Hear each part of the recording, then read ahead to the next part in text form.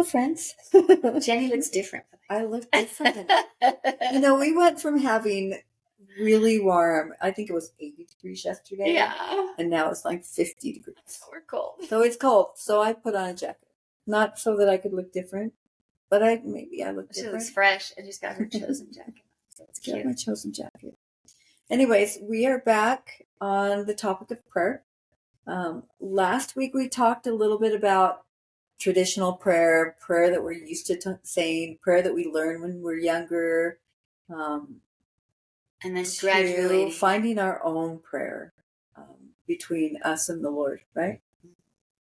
Yeah, and so today we want to talk about, when you're praying, and there's kind of a constant state of prayer, like Jenny was talking about, where you're just talking to the Lord all the day long while you're going things. Oh, thanks that I saw that, soap that I wanted behind the other soap when it was empty. Just the little things. I always feel that way. Or like, oh Lord, thanks that I didn't just cut off my finger with my chop saw. When things are close. Oh my gosh, I almost killed myself the other day. But anyway, I just have to tell you, I got a new chop saw and it had a fence on it like this. So our chop saw has a blade that comes down, straight down. Or you can angle it and twist it that way or twist it that way. But you can also angle it this way for cutting moldings and stuff. And I got this new saw and I had like cut with it once, straight down chop, no problem. And so I'm like, okay, I flip it this way because I got to get my angle. I chop.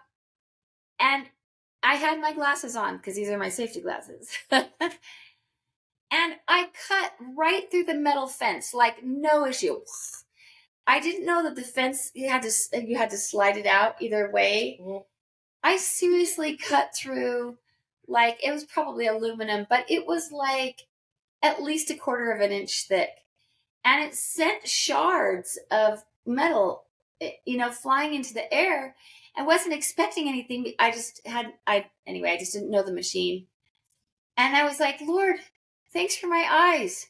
Thanks that I have my eyes. I mean, I had my glasses on, but I mean, that was just like, anyway, those are the kind of prayers that you're just like, oh, thank you for those little things. Yeah. I mean, and that constant prayer where, you've got to find something right away. You're getting ready to jump in the car and you've got to find your pair of shoes to make it on time and you can't.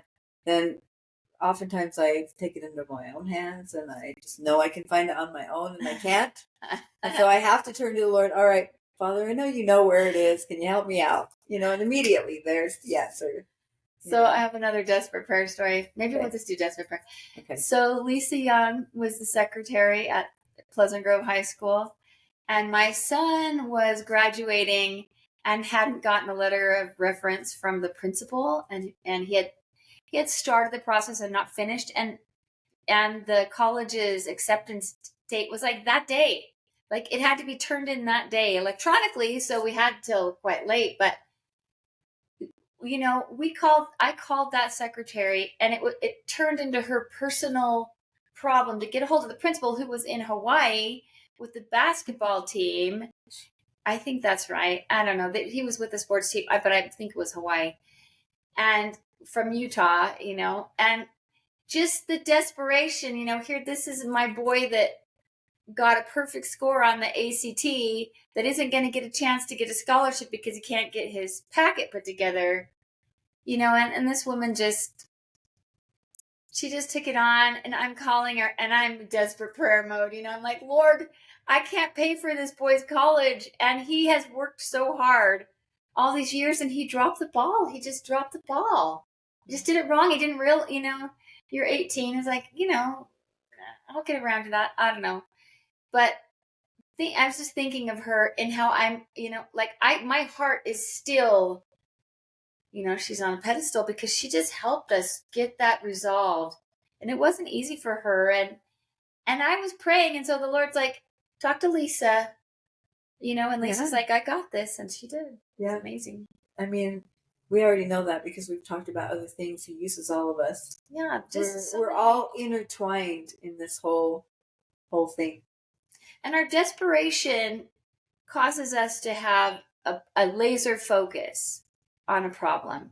And when we finally get laser focused on anything, that's when the Lord is like, okay, I'm with you on this. I will help you. And you can have just devastating experiences.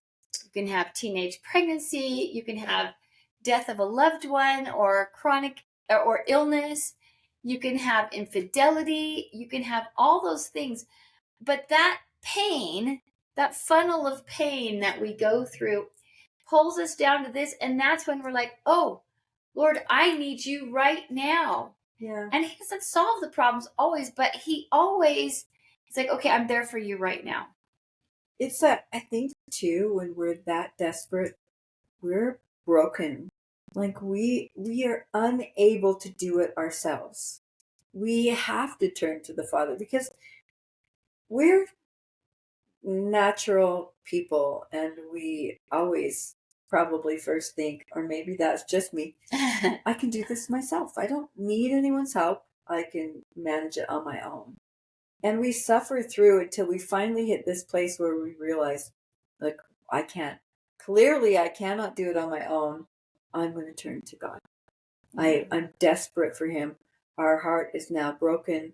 We're in a contrite place where we're willing to do whatever we need to, and we turn to the Lord.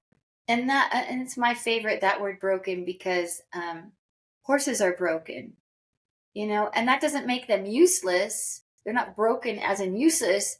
They're broken as in trained and aligned with their rider. So a horse that's broken is suddenly has all these capacities, all these capabilities, can be so helpful, can do all these things because the horse has decided, I want to work as a team with my rider. It's okay, I can do this. And that's where we are. We're the horse. Yeah. We have to we need to be broken to say, okay, Lord, not my will but thine be done. Let's do this. And he's like, great, I want you to use your will. I want you to use your strength. I want you to use your capacity. And I will use that with you, and you will become more than you can become without me. There's a negative connotation in our culture about being broken or being capable of things. Let's see. Sorry, my daughter's calling me. But anyway, yeah, just like if we're broken to God, or we are aligned with God, and we understand He's our master and we're going to do what He wants us to do, then He puts the yoke on with both of us. He's on one side and we're on the other side. What can we not do then? Yeah. Well, and I think too, sometimes in our desperation, we may not even get on our knees and do a formal, Lord, here is this awful situation I'm in, help me. But yet the Lord does come to our rescue. I'm going to share a really personal story. It's not mine, it's my brother's. And I asked permission. I asked him if I could share the story. Many, many years ago, I don't know how long, he got divorced from his first wife. They'd been married for, over, I'm sure, 30 years. Wow. It was a very difficult divorce, and he was really broken from this divorce. And it was so hard for him that he was seeing a therapist, and he'd been seeing this therapist for a couple months now, maybe even longer. And finally, she just turned to my brother and said, brother, I'm not even sure his name, I probably shouldn't. So it sounds kind of weird because I say brother, but she just said to him, isn't there anybody who loves you? Do you not have anybody in your life who loves you? And Jim at this, now I said, sorry, Jim. He was at this place where he was desperate. He didn't feel loved. He didn't feel worthy. He didn't feel capable of anything. And he thought for a minute, and all of a sudden my grandpa came into the room. My grandpa came into the room and gave him a hug. And he said, it wasn't until that moment that I realized that somebody could love me. And through that His deceased grandpa. My deceased grandpa. Before that, through that experience, he said, I felt the love of my Savior and how much he really did love me. And that's such a simple, tender experience, but a powerful experience that, in that moment of desperation, the Lord was able to show him the love that he needed in a very personal way. Yeah. So And that was, he didn't get on his knees in front of the therapist and pray and say, Father, what's going on here? So there's a phrase in the Book of Mormon that where Nephi says that you speak with the tongue of angels when you have the Spirit, and I've been praying for that because I have people that I would love to inspire and touch in my world, and so I'm like, that's a gift I want to seek right now, to speak with the tongue of angels, and if we will, the Lord knows what to say to us, how to help us, like this situation with this grandpa coming. There's little things that will happen to us that it's like we couldn't foresee that would be the answer. But the Lord's like, here, let me give you this helpful, comforting experience so that you can feel my love, basically, whether it's somebody saying something or someone appearing to them. I'm sure he didn't see your grandpa. He just felt his presence. Is that, or did he see him? No, I think he saw him. Yeah. I mean, it reminds me of, and I've already shared this experience, so I won't share it again, but, the COVID experience where I didn't know if we were even going to survive, if we were going to Seattle. We'd had all this chocolate made, and that night I'd had a dream, and in the dream Jesus came to me and he said, I just want to tell you everything's going to be okay. And I didn't ask for that. I didn't get on my knees and say, Heavenly Father, is everything going to be okay? I should have. I didn't even think about it. Yeah, and yet, he has to help us. I was in this place of desperation, and he brought me a blessing that wasn't just for that moment, but I could turn to that all through COVID, and I could turn to that experience now and know that, he's told me everything will be okay, And that was, again, a very desperate situation where he had given me an answer. So, I heard my sister was telling me this the other day. I thought it was Jenny, but she wasn't Jenny. So a woman, which I wish I could remember her name, but she was saying, in the story of the talents, when the master gives one servant 5 talents, the other servant 2, and the last one 1, she said, what if we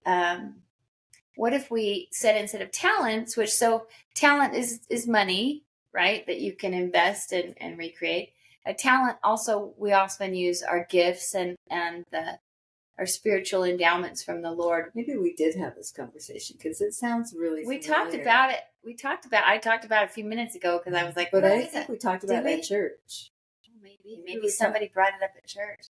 It was so cool because somebody in the blogosphere said, what if we were to thank the Lord for our problems because they focus us, our trials, instead of saying, the Lord gave me 5 talents, the Lord gave me 5 trials that then honed me and required me to concentrate on him until I came out with this new skill and this new understanding or this new strength.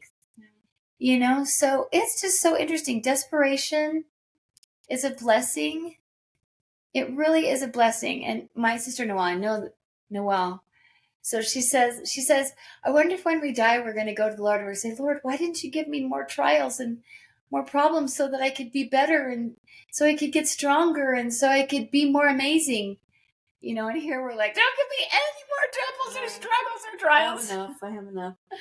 But from another perspective, that it really is how the Lord gets through to us. Yeah. Yeah. It's a place where we can't rely on ourselves. And that's the best way to explain it. We can't rely on ourselves. We have to rely on the Lord. Yeah, we bottom out. Yeah. By the way, Glenn Beck's conversion story to God is amazing because he has a great example of bottoming out, just hitting rock bottom. Yeah. Yeah. And so exciting how he gets pulled out of that. So, and I know we've talked about a lot of different types of prayers, and trying to understand what God wants us to pray for is probably almost the best kind of prayer. You think about the Book of Mormon, 3rd Nephi, Jesus comes down and he prays with the people and tells them what to pray for. There was a time last month, my brother-in-law went in for surgery. He has brain cancer. And I really prayed to the Lord, can I pray for a miracle?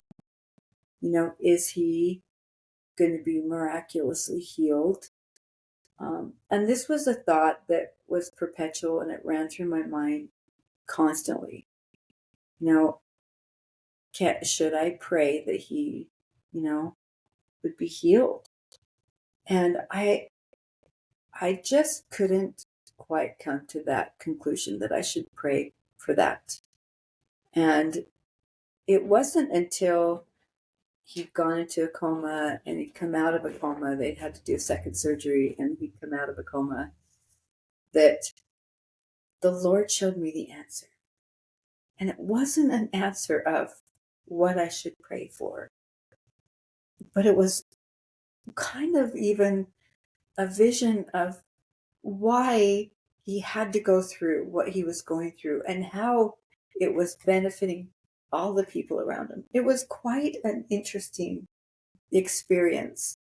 We want to do the right thing, and I think the Lord knows our heart, and sometimes a prayer is not out of our mouth. Sometimes a prayer is a prayer of desperation in our heart, and he can feel that, and he knows that. But it was such a blessing to me to see all of the fortuitous blessings that were coming from this one circumstance. And had I said, I feel like I need to pray for healing, and had he been miraculously healed, all of these other things that the Lord was working through him couldn't have happened. So I think it's, we talk about desperate prayer, but then also, it's this prayer of, again, if that's not the right thing, then the tweak. The tweak. Let's talk about next time. So we're finishing up now, and next time let's talk about like prayer as a group, and prayer as like a learning adventure or a learning journey when you're working things out. We'll come up with a couple of more, because a desperate prayer is kind of like an acute prayer, and then there's the continuous nature of learning, and that also comes in prayer. So we will talk to you next time about that, and still praying for John, and while he goes through his journey. And okay, until next time, bye. See ya.